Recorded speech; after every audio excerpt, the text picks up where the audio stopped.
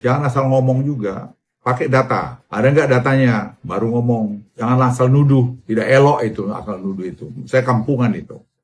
Saya nolak TPL itu sebenarnya sejak saya lihat sendiri waktu saya memperindak. Waktu saya pergi ke Toba, ke gereja HKBP di PR aja. Saya lewat TPL, saya lihat ada demo. Nah, terus pembantu saya bilang, ini demo mengenai Indorayon. Apa itu Indorayon? Nah, mereka bilang itu bubur untuk bikin kertas. Nah, mereka beli kayu dari rakyat. Jadi rakyat tuh yang motongin aja hutan situ. Terus saya minta mobilnya berhenti. Mereka bilang, jangan Pak, ini mereka rusuh. Enggak, berhenti. Saya turun, saya tanya sama rakyat itu. Apa yang terjadi? Ini merusak lingkungan Pak. Air ke Danau Toba juga. Terus kemudian bau juga. Kemudian potongan kayu juga dan sebagainya. Jadi Anda bayangin tahun 2001 saja, 2001 saja, rakyat itu sudah paham mengenai lingkungan. Nah, waktu zamannya Gus Dur, itu saya usulkan langsung setelah pulang dari situ. Jadi kita suspend aja, kita tutup aja. Waktu itu banyaklah rame bahwa ekonomi juga tidak baik, sehingga waktu itu sempat, kalau saya nggak keliru, itu ditutup sementara. Tapi perjalanan waktu itu dibuka lagi karena lobbynya itu luar biasa.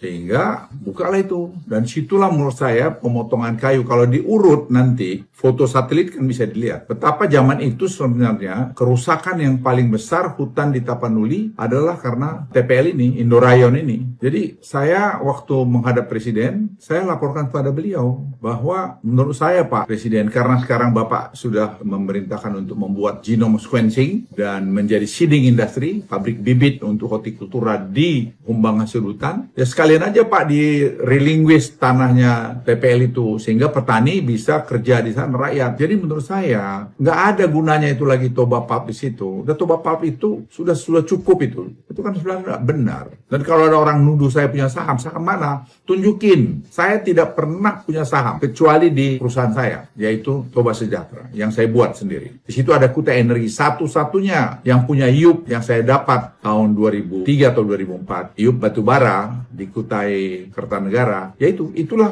sampai hari ini milik saya. Saya nggak punya IUP nikel. Saya nggak punya saham di Morowali yang dituduh-tuduhkan oleh yang nggak jelas-jelas itu. Saya punya saham katanya di sana. Nggak punya.